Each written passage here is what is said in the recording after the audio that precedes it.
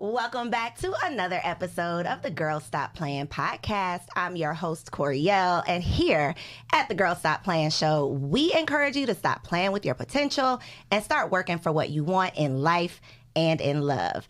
On today's show, we are getting into the mind of a man, which I know is one of y'all favorite things to do, and we got one of my favorite fellas in the building.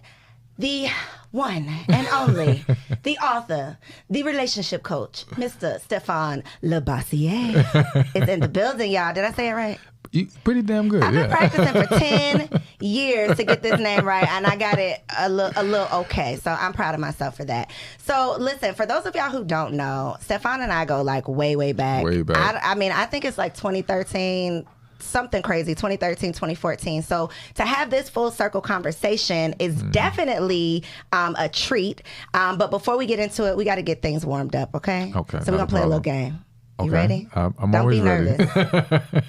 nervous. This is a little game of this or that. So I'm just going to name two options and you just choose your favorite. Okay. All right. So do you prefer a private chef or a 5-star restaurant? Private chef. Okay. Are you more of a picnic in the park date kind of guy or a helicopter ride kind of guy? Picnic in the park. All right. 112 or Drew Hill? 112. Okay. Would you prefer to date a woman who's a corporate manager or a successful entrepreneur? Successful entrepreneur. All right. And last but not least, for all of the points, Fresh Prince or Martin? Dang, Martin. We need some sound effects. I need some wah, wah, wah. No, that was good. That was good. Okay, you warm? I'm warm. You warm. All right. I was a little surprised by the Drew Hill thing, but I'm going to let you slide. Let's get into, though, the corporate manager versus the successful entrepreneur. Now, B. Simone got herself in a little trouble. I don't want you to get in any trouble, so think before you speak. Of course, but always. What makes you... I mean, you had to choose one or the other, but what makes you say I would be more interested in dating a successful entrepreneur? The first thing that popped in my mind was she has more flexibility. And that was it. That's the main thing. I was actually reconsidering for a second because I'm like, all right, but we all know entrepreneurs is like 24/7 and it's hard to shut off. It is. But you have the power if you want to make it you happen. See what I'm saying? Yeah. Where the corporate manager has to answer to someone, and I don't like that. Yeah. I mean, again, if I have to deal with it, it is what it is, but that would not be my preference. Have you dated? Like, has this been a situation for you?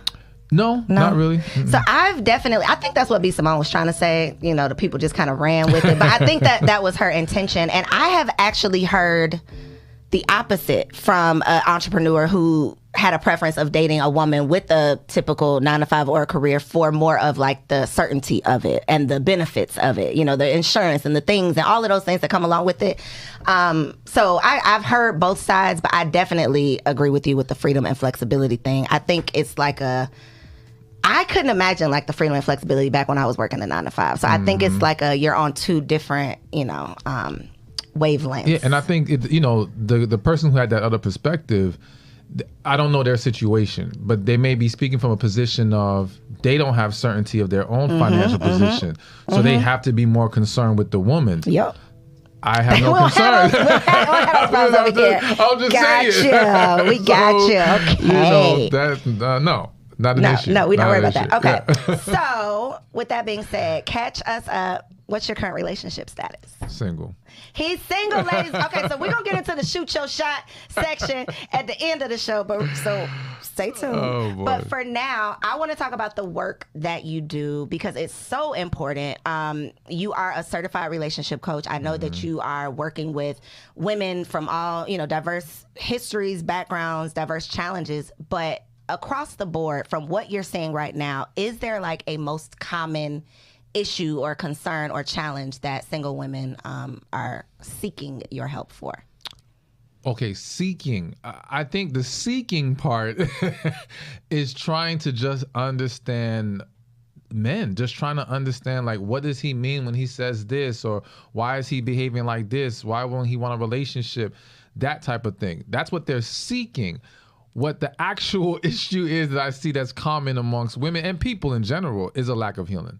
That's the number one issue. So you may start by asking me questions about that, but if we dive deep into your situation, we start realizing, okay, there's some things from your past you never healed from.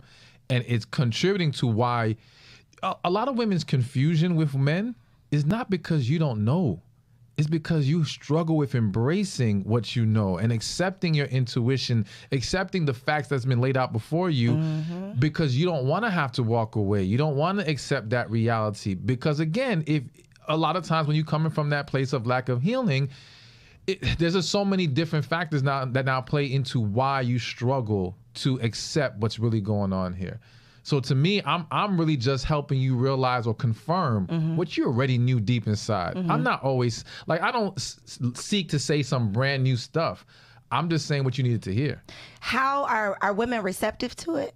I mean, they obviously sign up so they, respect your opinion, but do you ever feel yourself having to deliver information or a message that is not received well? So they're receptive, but they don't always do the work. They listen, but they ain't gonna do the work. Yeah, so that's the thing, especially with the healing. And again, I know healing is hard. You know what I'm saying? And going through that whole process is not easy, but it has to happen. And when it doesn't, we're gonna keep seeing the same issues. So what are some, I guess, signs, like, for the people who are watching this and they want to become more self-aware, but maybe they're the people, who you're talking about, but they don't recognize that that's them. What are some, like, red flags of things that people say to you and you're like, oh, yep, you probably need some healing? Like, what are some things that we just might not recognize? To me, if you're holding on to very negative perceptions of things or people, you need to heal. Anyone who's healed can start to see the good that exists. It doesn't mean we're blind to the negativity and the toxic energy and everything out there, but we know good exists because now when you're healed, the good in you rises to the top. So if you know you're good, it's easier to believe someone else is good. But when you don't have that in you, if you have negativity dwelling within you, you're going to always see negative in other people. You know what I'm saying? So to me, yeah, negative perceptions, when people are extremely judgmental, all right, to me, that is a sign of you haven't healed. Again, healed, happy people don't go around trying to judge and condemn everybody, all right? That's not how, if anything, that person wants to stay away from drama, wants to stay away from all these extra negative confrontations. It doesn't mean they would have an issue expressing themselves, but they just don't engage in those things. So when you're so willing to engage in being negative and arguing and being judgmental, you're not healed. You got negative energy inside you that you haven't resolved. You know what I'm saying? And then the other thing is just, for me, it's not what they say. It's just an energy. It's just a spirit. If I'm in your presence and I feel this hardness, I feel this closed off. And I understand people want to say, oh yeah, but if you don't know someone, you're not going to automatically be open. I get that. I think there's a difference between being cautious and observing and being standoffish and afraid and walled up. You know what I'm saying? So I'm not knocking anyone for surveying the situation before they open themselves up, but a lot of people just have walls up. So the people who say, you see the Atlanta quotes, right? Like, it's no good men in Atlanta, it's no single men in Atlanta, it's no straight men in Atlanta. People who say those things, that would be like red flag for you, like this person needs healing, or this person may just have a negative mindset. Like, is that what you mean or no? No. So for those, I'm not going to automatically jump to they need healing, because I think a lot of people have been brainwashed. Again, I remember when I first moved to Georgia, people were saying, and they still say it, oh, the ratio's 10-1. Ain't no damn 10-1 ratio. Like, look at the census data. It's like 1.1 something or 1.2 to 1. And then they say, oh, but men are gay and men in prison. Okay, there's gay women. There are women in prison. Y'all never discount those from the women's side. And then that whole statement, the premise is every woman in circulation is a good woman, but there's only a handful of good men. Yes, but there's only a handful of good men in the circulation of men who are available. That's not true. So is that just a fear-based thing that women tell themselves to make themselves feel better about why they don't have the man that they're seeking? Yes, it's fear-based. It's validation for why there's not success. It's easy to blame external forces as to why I'm not getting what I want, rather than to look myself in the mirror and accept maybe there's something that I need to do differently. It's the same thing. And for anyone who feels some kind of way about that, it's like if a man came to you who was broke and not doing nothing with himself, he said, oh, there ain't no jobs out here. You'd be like, nah, bro, you're just not hustling. You're just not applying yourself correctly. And you're going the easy route by claiming the economy and job. And it doesn't mean that there isn't negative factors in those areas, but people who succeed don't give in to those negative thoughts. Facts. Plain and simple. Facts. So a couple episodes ago, we had Steve Harvey's daughter here, Carly Harvey. Carly Harvey Raymond, let me put some respect on her husband's name, okay? And we talked about the 90-day rule, right? You know, Steve Harvey's book, his 90-day rule, you don't have sex with a man before 90 days. How do you feel about that rule in particular? And then what's your perspective on sex and dating? Okay, so that rule in particular, I'm not a fan of specific rules like that. And don't get me wrong, I get it, because I guess you could argue some of the things that I teach are rules. I just think that hard deadline timelines like that they can be tricky because, okay, you may have been dating him for 90 days, but you don't know him in 90 days because you haven't had the tough conversations. You're not asking the right questions. You know what I'm saying? And even if he lasted 90 days, he may have been acting a fool the whole 90 days. Just because he's still around doesn't mean, oh, now it's time to move forward and get together that way. So to me, it's less about the 90 days specifically, and it's about the work that was supposed to be done in the 90 days. Now, if you complete that work in 30 days and you know what you're getting yourself into and you know what he wants and you guys are on the same page, y'all are grown adults. Y'all can make your choice. But again, it's not the specific time, it's the work.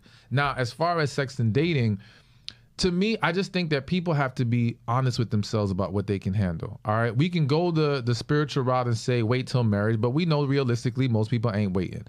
And so what I tell women is like, don't sleep with him until you're okay with what happens next. So if you sleep with him today and he doesn't call you tomorrow and you're going to feel cheated and robbed because he didn't call you, you shouldn't have slept with him. That means you slept with him for the wrong reasons. You slept with him because you were expecting something to come out of it.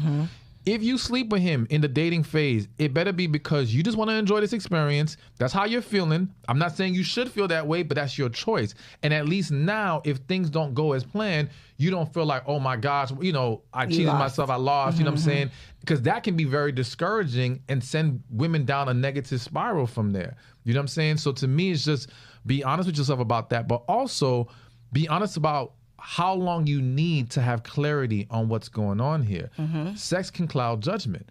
So if you jump in too fast, it can easily mess things up because now you start overlooking red flags that you shouldn't overlook.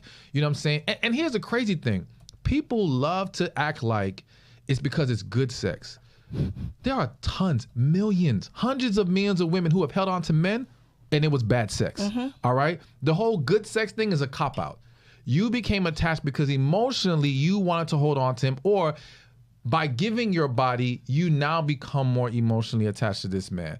And now it's of an investment you've made, and women struggle to walk away from their investments. You know what I'm saying? So you got to be real. What can you handle this without getting caught up? So speaking of investment, I literally put a post up today that said, he told you he was not interested in anything serious. So why would you continue wasting your time trying to give him time to change his mind? And I think that's one thing that women, we do because we have this high hope. You know, we've already imagined us like having kids, walking down the aisle, all of the things. We've invested this time. And even though you have told me out of your mouth, this is not what you want, I'm not ready for this, this is not yada, yada, yada, whatever you've told me, I'm just going to continue to invest, continue to give, continue to hope and pray and think that I can convince you to change your mind. And then I'm just going to be hurt and mad at you when you don't.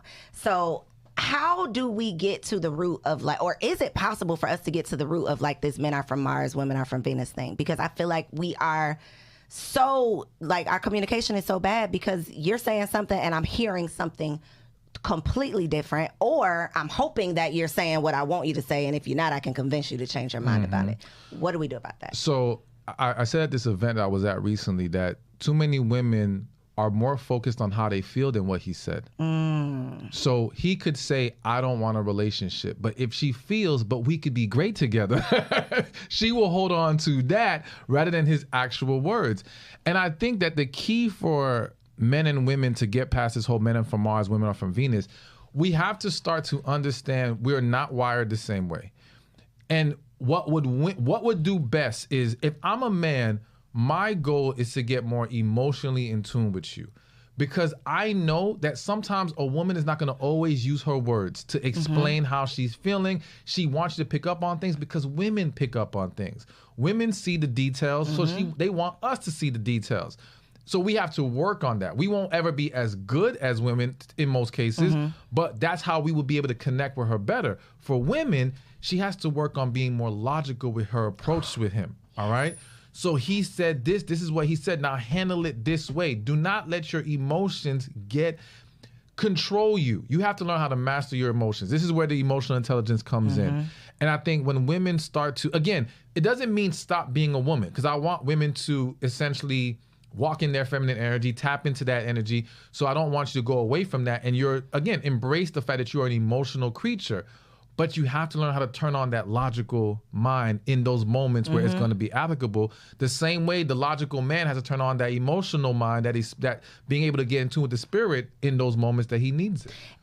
And it's just the craziest thing to me. And I know that you see this all the time, but you can have the most intelligent woman, like at the height of her career, a super successful businesswoman, but when it comes to the emotional side, when it comes to making decisions in relationship, it's like the logic, like you said, it goes out the window. Like all of those book smarts, when it come to your boo, it's like, no, forget what I know. I'm thinking about what I feel or what I want.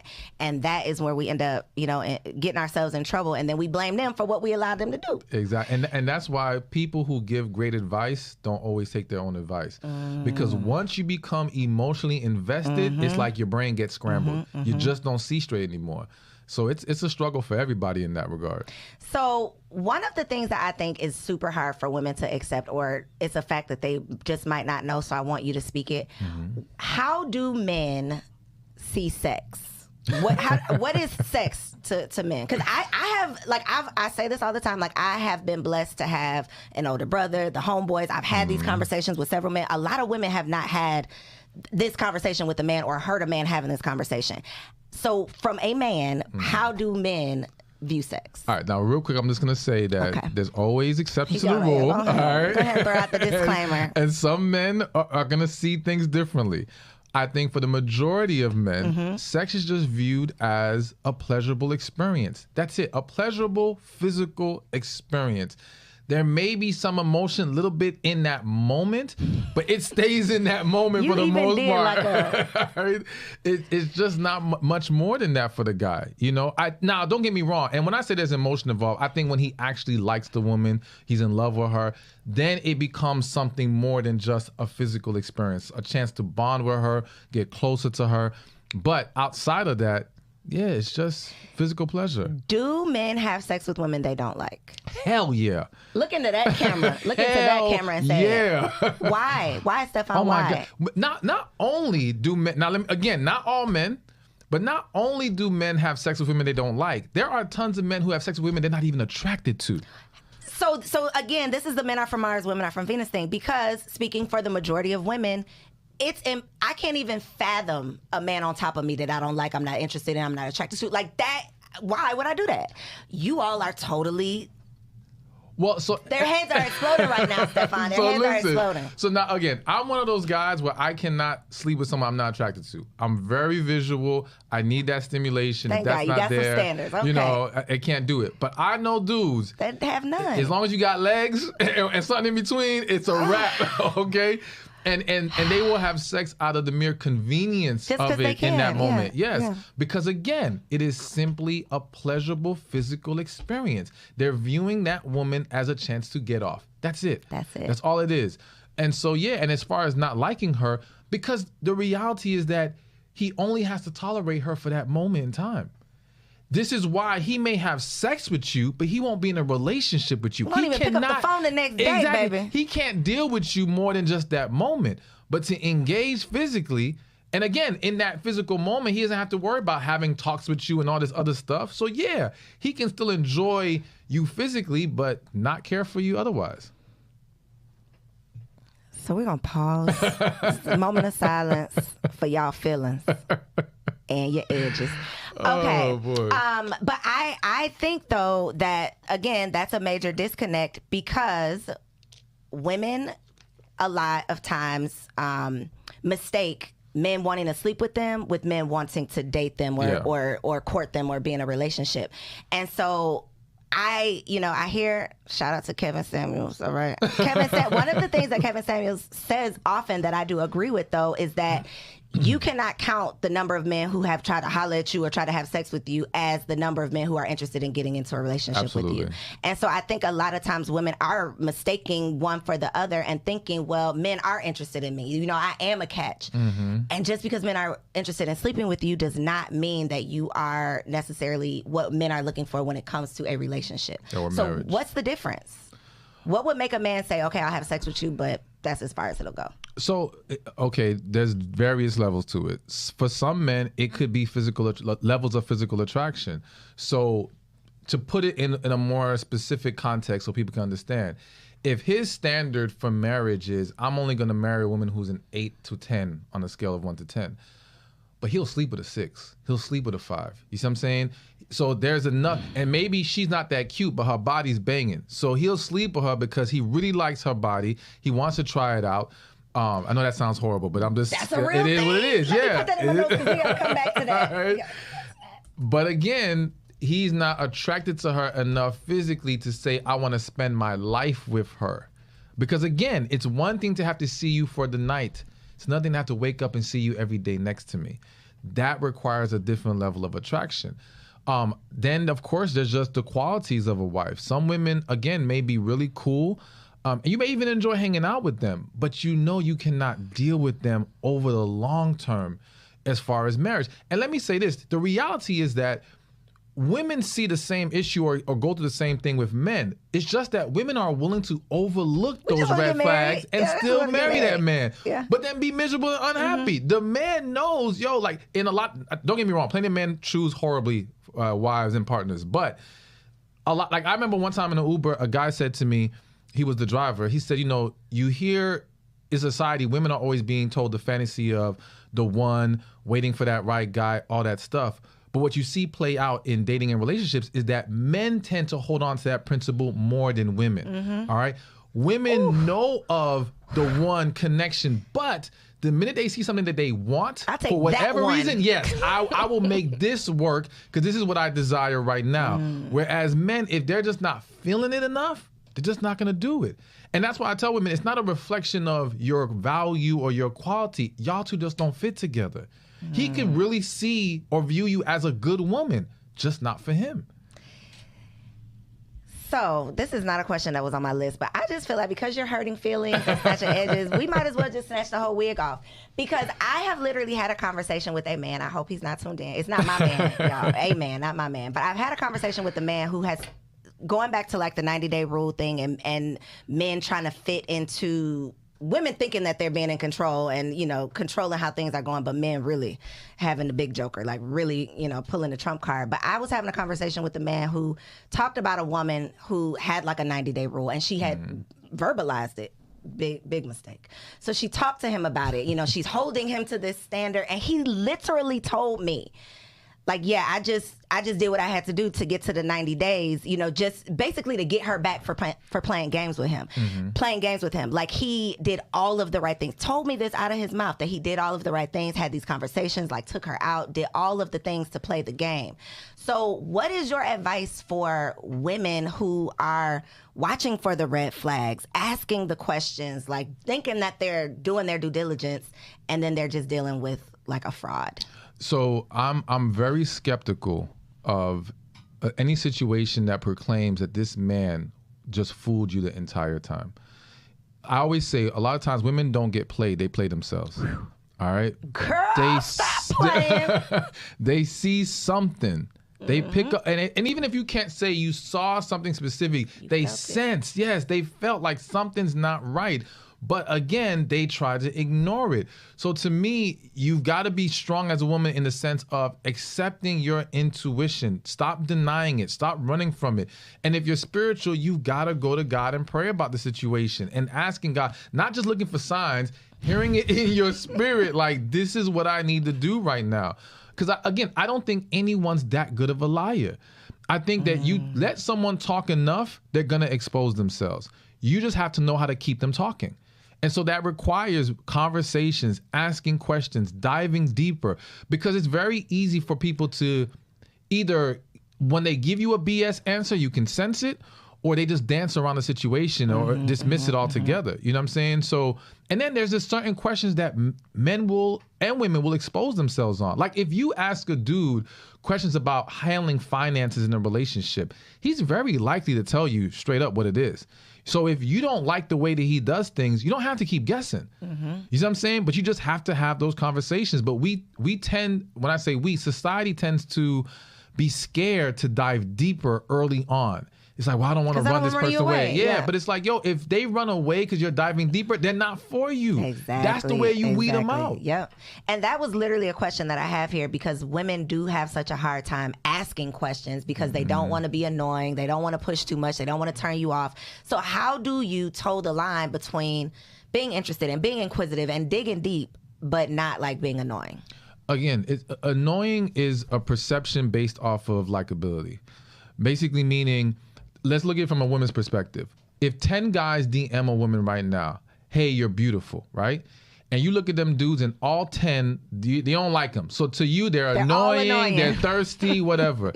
Mr. 11 says the same thing. Hey, beautiful. But you like this dude and now you're flattered. This is cute. It's not the action. It's how much you like them, and as well when it comes to women, it's the energy that you're giving off when you're asking these questions. That's true. If you're asking with an energy of interrogation, of being hard and having an attitude, and that can happen when you ask the question because you're expecting a negative answer.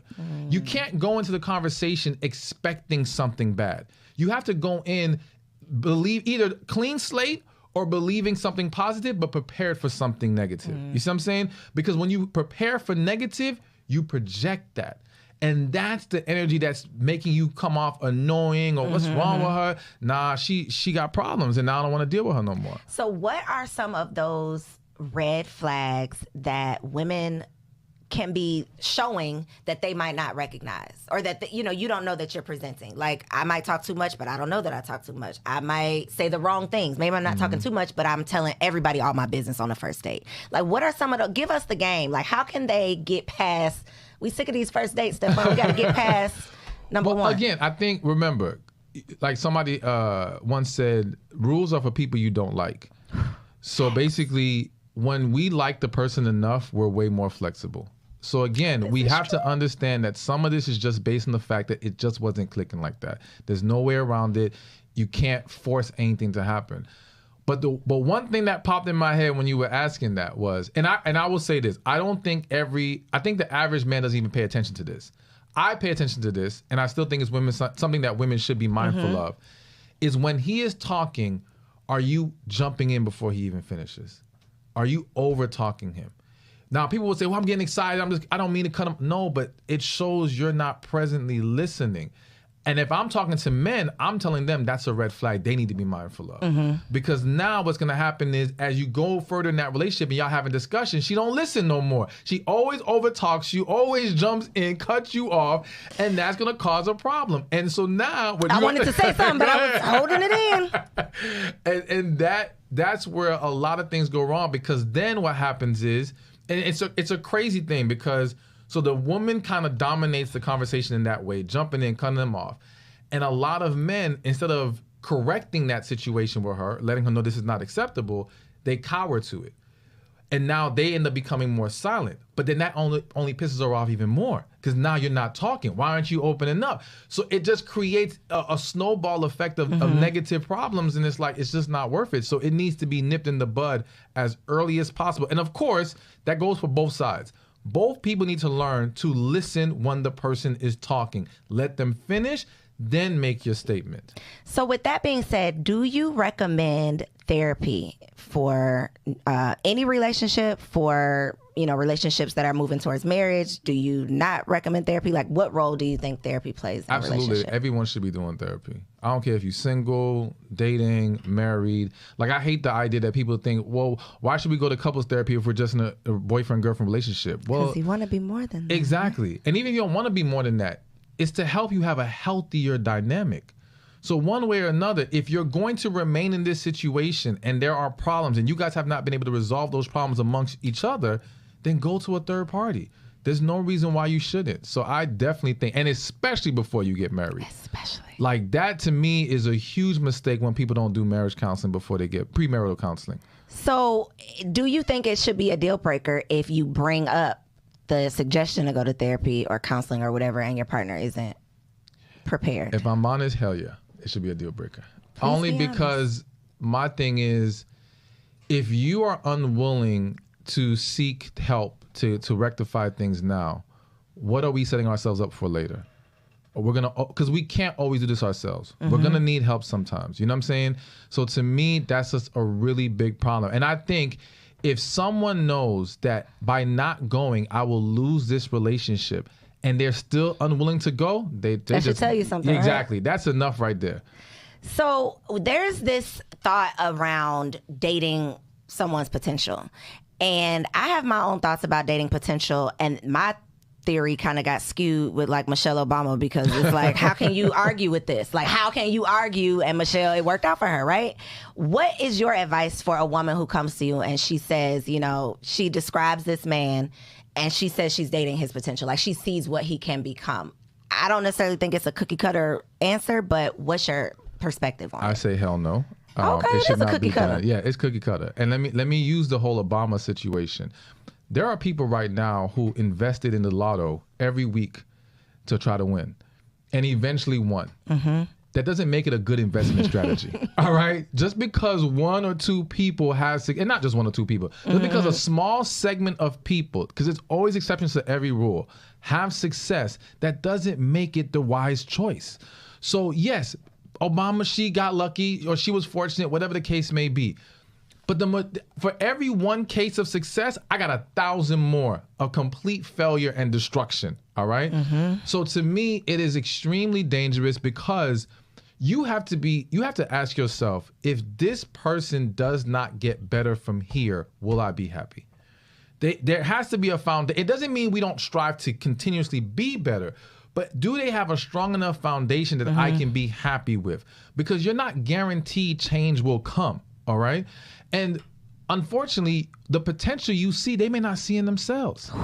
So it's like you're trying to drag them to a place that it's not in their heart to go to.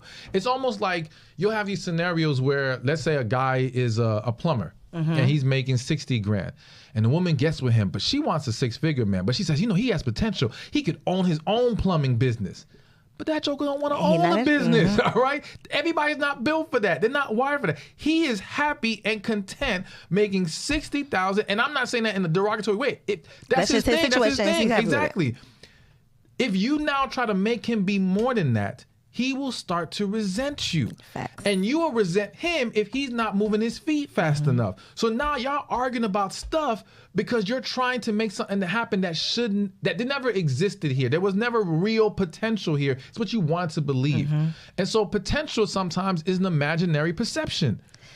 Say that one more time. Potential sometimes is an imaginary perception. So what do you think about the idea of like dating, being equally yoked, dating down? There's a concept of like the high value man. Everybody wants the high value man, the 6-figure earner, everybody wants that, but everybody is not necessarily qualified for that. Like you're not a match to that. And so you get frustrated because you're not getting what you want, but what you want is not necessarily in alignment with who you are. My opinion. What is your opinion on dating? I don't want to say dating down, but dating a person that's in alignment with where you are currently versus where you might see yourself. Because maybe you're not where you want to be, but you want to date somebody that's already there. Yeah. So I think one, let me say, I'm not a fan of dating down in that way. To me, it's all about connection. If there's a connection with someone who other people perceive as lower status than you or whatever, I don't care about what they perceive. I don't even care if you've been brainwashed to see it that way. If there's a connection, you should embrace it. If there's not, you should walk away. But I think the way people need to look at it, I'll give an analogy. There's tons of people who want to have a G-Wagon, right? And when they dream about having a G-Wagon, they're only thinking about the luxury of having it, the enjoyment of having this nice car. But what you don't realize is when you go to buy it, that payment's gonna be serious. That maintenance is gonna be serious. There's a level of stress that might come with this car. So you have to ask yourself, am I willing to do the things that it takes to even maintain this? All right. Now, if you get to the dealership and you realize this G-Wagon is too much for me, all right? And now you find you a nice Honda, all right, that drives what you need to do, and you're happy in your Honda. To me, you didn't date down. You didn't downgrade in your car. You found what was best for you. Yep. What works for you. There's this middle ground of where I can be happy with what I'm receiving, and I'm happy with what I have to give in return. You see, a lot of women, when they think about quote unquote high value men, they're only thinking about what I'm going to receive. They're not considering what I'm going to have to give. A whole lot. Exactly. And it's like, yo, there's nothing wrong with saying, I don't want to give all that. So let me go be with a man who's in that range that I can have that trade-off that I'm happy with. And two, having a type. How has, in your experience with women, how has their type been either helping their situation or hurting them being able to find who they're looking for? So I want to put it like this. I think there's nothing wrong with having a type in regards to what you're attracted to is what you're attracted to. I think it's problematic when it's like... Is that true? What you're attracted to is what you're attracted to? Yeah, I do think. Like physically or just period overall? I think in a lot of different ways. It could be physically, it could be emotionally. There's various things that you're going to be attracted. So for example, me as a man, so I think, one, we have to understand that I believe we all have internal wiring. Like some people think you live life and you become who you want to be. No, I believe you are who you are from day one. You have to live life to figure it out and then live that to the best of your ability. So what I've come across is like, there are some women out there who like a lavish lifestyle, all right? Love taking care of themselves, getting their hair done, nails done. They love that. And there's some women who don't want to deal with that at all, all right? Now, I'm attracted to the women that like taking care of themselves, that like that lifestyle. So to me, there's not going to be an attraction to, there might be a physical attraction to that woman who doesn't like doing those things, but can we sustain that over the long run? That's the problem. So let's flip it. If you're a woman who likes to live a nice lifestyle and you compromise and say, I'm going to get with this frugal man. Like I knew a couple who the woman likes nice things, and the man was one of those dudes, if he found a couch on the corner, he'd dust it off, take it home, we got a new couch. Not going to work. All right? Not going to work. And over time, it would piss her off. And now you being pissed off turns into you don't want to sleep with him right now because you're annoyed. That turns into him having an attitude. You see, and again, it's a snowball effect. We overlook these small things that we don't fit in, and we don't realize how that turns into the big issue later. So to me, going back to the whole attraction thing, I do think there's certain types of people, there may be certain physical attributes that people are naturally attracted to, but where the type comes into a play where it's a problem is when you hold so strong to it, you ignore the fact that sometimes we're attracted to people who didn't fit our type. All right. You have to be flexible in that way. You can have your type, but understand it may not always play out that exact way. So as a man may love tall women, right? But if he comes across a short woman that he's drawn to, has a connection, everything's great, it would be foolish to overlook her because, well, she's not my type. You see what I'm saying? I think for women, though, the type thing comes down to more than physical. Oh, absolutely. Only because I think for a lot of women end up in this revolving door when it comes to relationships where it's a new man, but the same situation over and over because of their type. Not they look alike, but it's the type of, the way that he picked you up, what he said to you, the type of conversation he has, that type. And that is what gets us into trouble a lot of times because that type is usually based on the butterflies, like the bad boy thing. That is what is fun and exciting, not the bugaboo, not the one that's saying, the nice, sweet Well, you know what? things. So I actually was speaking to somebody in my DM, actually. It's going down in the DMs? Public figure needed some help. And we had this conversation because she actually recently left a really good guy because she typically likes a bad boy, whatever. And I explained to her, I think society mislabels what's really going on here. The issue isn't that women like bad boys or men who treat them poorly. They like masculine men. Okay. All right? Plain and simple. If you are a man who can be loving, respectful, nice, all that stuff, but still be masculine, you're going to get women left and right. They're going to still love you. All right? Are there some women who may have this You know, let's say she just likes a hood dude and he has to be a hood dude. But listen, I've met women who she may have dated hood dudes her whole life, but if she meets a dude who has that masculine energy and doesn't look exactly like the hood, she's still drawn to that man. Gotcha. I think it's the masculine energy. So what women have to understand is and that's why you have to be flexible and realize it's not the type, it's the energy, it's the attraction, it's those fundamental things that you have to now evaluate, because there are tons of good masculine men. You don't have to have the dude who treats you like crap to have a masculine man. You know what I'm saying? And it's the same way women will say, oh, well, men just want hoes. Ain't no man waking up saying, I can't wait to marry a hoe. Like, that's not what the man thought. Y'all are smashing them down. Yeah, smashing and marrying is two different things. But the point is he attracted to hoes, or is he attracted to women that present themselves in a way physically that he's drawn to? Is he attracted to women who like to look good? Is he attracted to women who have nice bodies? Because if he's just attracted to hoes, then you can find you an unattractive hoe and he would still want her. But that's not what happens. He's only going after attractive women that look a certain way. So it's not really about her being a hoe. But what happens is, again, the side who loses in that situation loves to mislabel the issue. So the man will say, women just want a bad boy rather than accepting, nah, bruh, you're not masculine enough. You have to work on that. Women, he just wants hoes. No, you're not presenting yourself properly. You're not being effective in how you exude your energy. That's the reality of it. I waited. I didn't want to cut you off. I appreciate when I get that. home, my man gonna be like, see how he got you together? Yeah, I'm sorry, baby. I'm gonna work on that. So you just brought up something that reminded me. Y'all, I don't think this was the first time. We went and grabbed lunch years and years ago, Stephan. And Stephan does this thing where if you ever like sit down with a therapist, they start therapeuting you. So he's like, yo, your hard exterior, you all business, you know, you making this face. And he was literally like breaking down to me what men see when they sit down with me, which was a benefit. I ain't really like how he did it, but it was helpful, right? Yeah. For a lot of women, we are buttoned up, business minded, boss energy, and that is not attractive to most men. Exactly. How do we break down that tough exterior, not to the point where we have to be someone that we're not, but how do we navigate, you know, being who we are, but then being who a man appreciates a woman to be? Okay. So first thing, let's clarify. It's not attracted to the men that women actually want and like. Right. Because what I always find is that boss woman, that masculine woman, she's getting dudes who want her. She's just not getting the ones she wants to want her.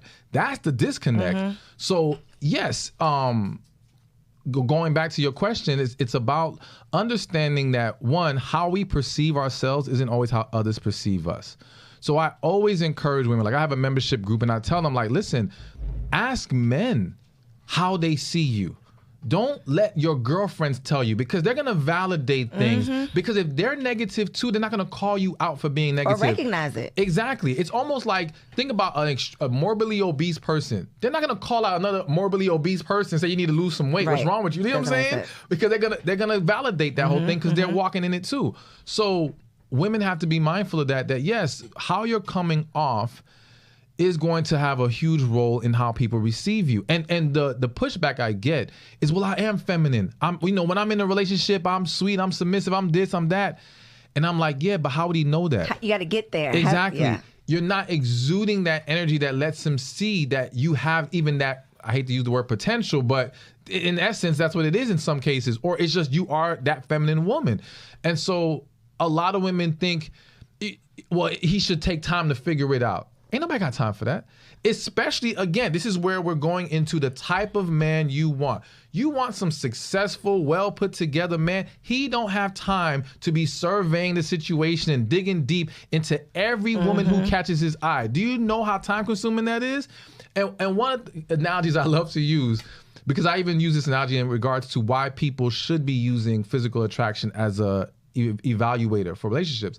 And I'm like, if you had Walmart hiring for cashier, paying minimum wage, and they only got 5 applicants coming to them, they got time to sit down with every applicant, dig deep, and figure out who they want to hire. If you're Google and you're hiring a position making 6, 7 figures, You got thousands of people submitting their resume. You ain't got time to evaluate and interview everyone. So what do? You start to weed them out. How do companies weed them out? Well, back in the days, it was if your resume don't even look right, forget what's on it. If the paper's wrong, if the color's wrong, if the texture is bad, in the garbage. You could have been an amazing candidate. You won't make it to the next stage. Make the cut. So you got to understand that when you're trying to date in that pool of men, and in general, it would be beneficial to be mindful of what are you exuding that allows you to attract those kind of people and for them to see that you can be the woman that they would want to entertain. So what are some of these feminine things? Because it's hard out here, Stephan. Listen, I'm really loving that social media has this whole like soft woman thing, like this whole soft woman movement. I am loving it because I'm tired of working hard. But most black women were raised to believe that we had to work hard. Like if we're not working hard, if we're not taking care of ourselves, if we are not independent, if we can't do it all and handle it all and be strong, then we're not doing it right. So now we're 30 plus and the men are like, yo, you too hard. And it's like, this is who I am. So what are some things that we can start to do? You know, maybe wear pink or, you know, wear some softer colors. I think we talked about that. See, I was listening. He was like, yo, you showing up with all this black. I got my man with my black on though, y'all. So we don't know about that rule. But I do remember you saying it. But what else can we do? Exceptions to every rule. Exceptions to every rule. Those things do matter though. Yes, but so the first step is though, stop saying this is who I am. It's not who you are. It's who you have become because you've been conditioned to believing this is what it should be. You become comfortable in your masculine energy and detached from your femininity. But the reality is that that feminine energy is still in you, which is again why when you're in a relationship or when you're emotionally vulnerable, it comes out. Yeah. Or even better, some of these same women who are so hard, put them around kids and they're joyful, they're sweet or whatever. Put them around a man, they shut the whole thing down. No more feminine energy. So the reality is that it's not that you're not feminine. Okay. It's that you don't view the child as a threat. Right. All right. You view men as a threat. And because of that, you become defensive around men, but you're not guarded around children. That same energy that you give kids, give that to a man, see what happens. I remember one time I had a client. So I think she came to an event and I had that whole speech about feminine energy, and she came to me afterward and she said, you know, she was dating this guy. Her son, who was like 22 in college, comes home for the weekend, and she said the whole weekend she's serving him, calling, baby, what you need, boom, boom, boom. The child leaves, go back to school. The boyfriend looks at her and say, why you never talk to me like that? You talk to him with all this great, I don't ever get none of that. And that's when she realized, damn, I'm really giving them that hard energy. You have it.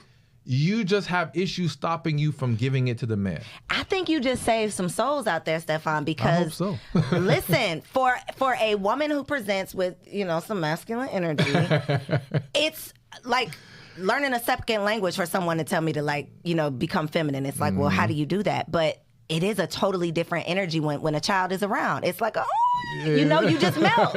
Versus a man, and it's like, yo, what's up, bro? It's like you have to be on guard. You're defensive. So I hope y'all just caught that gem, because that was a really, really good one. I appreciate that. And I think, too, when you mentioned, the whole take me as I am thing, it's also, I believe that we were raised to think like we are the prize. So you should be happy with what you get. Like, this is who I am, this is what you get, and you should be happy with how I'm coming. But you need to rise to the occasion. You need to rise to my standards. So how do we, I guess, let go of the thought that we are the prize? Like, because we're both winning, hopefully. Exactly. So the thing is, women are not the prize. Men and women are the prize. We are the prize. A good man is a blessing to a woman. A good woman is a blessing to a man. Everybody wants to use the scripture, he who finds a wife. Listen, stop with all that, all right? Number one, it doesn't even mean that a man's supposed to go chasing after women because she's the prize. That ain't what it means. That's not what it means, no. Because to find does not mean to necessarily go search or chase. I could be walking down the street, found $1. I found $1. I wasn't looking for the dollar, but I found it. You see what I'm saying? So I don't have to be looking for this woman, but I've come across a great woman and now I found something good. Okay, you see what I'm saying? Okay. So this idea that I have to be pursuing it always is not true. And again, that's how it is too. Y'all don't be looking for wives. You just, there's one. Some men are. Listen, I know some men in Atlanta, 6-figure earners talking about they can't find a wife. Bring them down to the studio because I got the ladies for them. Stressed out. They're like, it's a struggle. But again, it's a struggle because certain attributes are being overlooked, in my opinion. All right. But to go back to the whole men seeking out and well, how do we get into that again? We're talking about us both being the prize. Yes. All right. So I believe that whole I'm the prize is a very toxic mindset. It's a very sabotaging mindset. Because again, what women don't realize is, especially if you're trying to date quality men, there's a lot of different angles to look at. One, you can't build a healthy relationship if it's one-sided. Mm-hmm. And what women who believe in this whole men should chase women fail to realize is, when you look at relationships where the man had to chase, in most cases, what happens is after he finally gets her, he stops the effort. Because to him, if I did all this to get you and now I got you, now it's my turn. I done did all this chasing. Where's the return on my investment now? Mm-hmm. But because she's so conditioned to him doing all the work, she doesn't know how to step up in that way. So now it becomes lopsided. And now, or because she doesn't want to lose him, she's now the one-sided relationship. She's doing everything and he's sitting back. How you start is how you finish. You start one-sided, you're going to end one-sided, all right? You want this to make a mutual effort, you have to start from the beginning, a mutual effort. But also there's the layer of understanding. If you're dating a quality man, y'all have to understand. I don't want women to get into the mindset of competition, but you do have to be aware that there's another woman who will show him that attention, who will show him she wants him. There's a book, I always forget the name of the damn book, but there's a book that surveyed married couples after they got their marriage license. And there was a bunch of questions, but they asked the men, why did you marry this woman? And one of the most popular answers they got was, because she liked me. And what that means is, men are so accustomed to having to do all the work. When a woman actually shows interest and desire and matches his energy, he's drawn to that. Men want to feel wanted too. So if he has to always be the one to do everything, he's going to burn out at some point. He's not going to be able to sustain that. And again, if he has other women showing him more interest, why would he choose you over them? Which is why, if you ever see a situation where a man is dating two women, one is the crazy woman and one is the more good, chill woman, who does he usually choose? Crazy. Why is he choosing the crazy? Because she like him so much. Exactly. It's not because she's crazy. It's not because he loves drama. It's because she makes him feel wanted. Where the other woman says, well, no, he's supposed to chase me. He's supposed to come at the... All right, well, then that's why he chose her. So...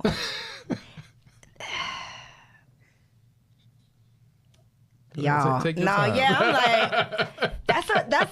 that might be part 2. That might be the next episode, because that really is like the round and round, merry-go-round, and we end up with results that we don't want, and it's because we are, I guess, not self-aware enough to know those things, are not willing to be honest enough to recognize those things. But it's a tough pill to swallow when you have to realize that you actually got to do some work on yourself, so that you can show up and be in alignment to this man that you want to be a match to. Absolutely.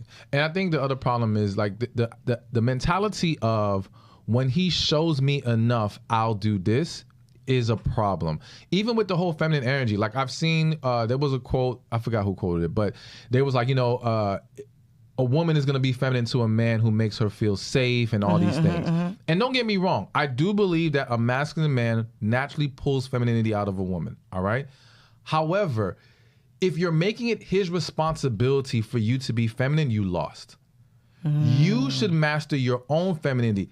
The approach should be, I will always be a feminine woman, and once a man shows he's not worthy of it, I will remove myself. Not, I'm going to come in hard, and once he shows me enough, then I'm going to be feminine. By that time, he left you. He's gone. Anymore. Exactly. Yeah. But the ones who will be interested, toxic men who don't got nothing going on for themselves, men who will overlook your hardness because they're looking to gain in other areas. They need you for stability. They need you for a place to stay. They need you for your car. All right? We can go on and on. Those men will tolerate all those things because they value the other stuff. But to the man who has it, He doesn't care about that stuff. So the fact that you can keep getting a man, if it's a bad man, that's literally proof to you of what you're putting out, because that's what you're attracting. Well, I'll say this, because I do believe it's not always about what you attract, it's what you entertain. So there is a matter of, clarify that. I think, Thank you. You could be an amazing woman. You're going to attract some bad men. But if you keep entertaining them, that does speak to an issue going on within you.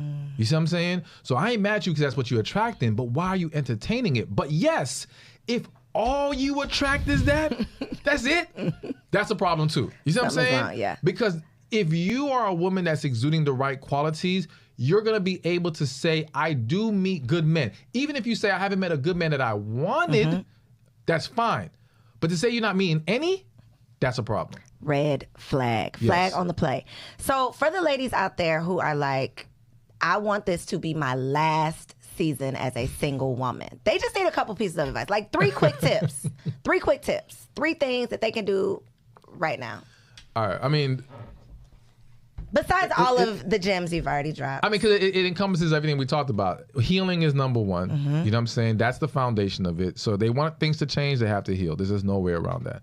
All right. Number 2 is tap into your feminine energy.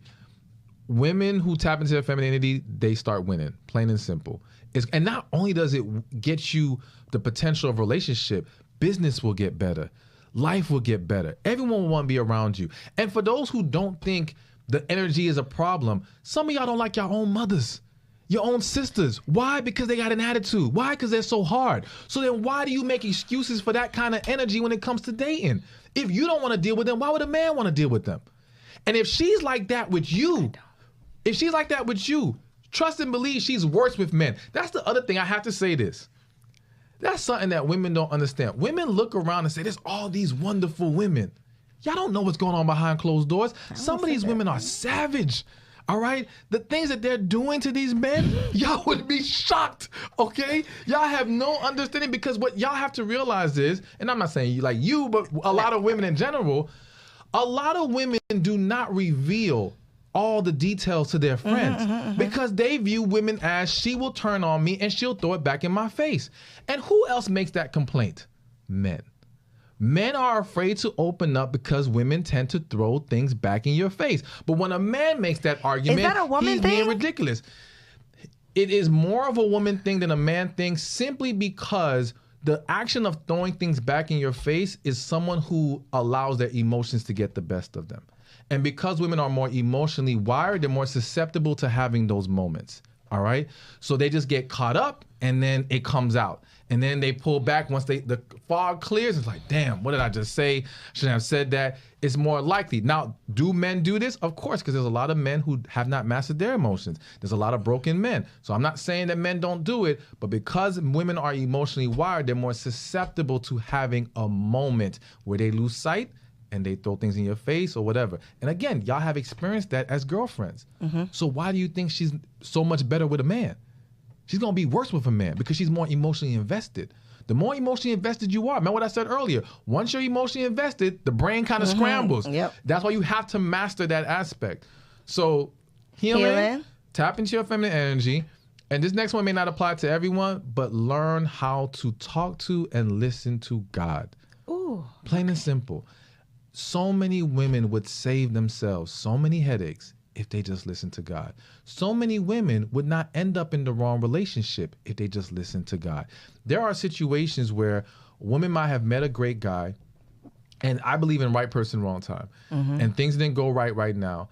And again, emotionally, they let that get the best of them and say, all right, forget him, and then they end up getting with some other dude. Not only getting some other dude, maybe even getting pregnant by the other dude, right? But if you would have prayed and talked to God, he may have told you just to chill out because he knows it was coming back around.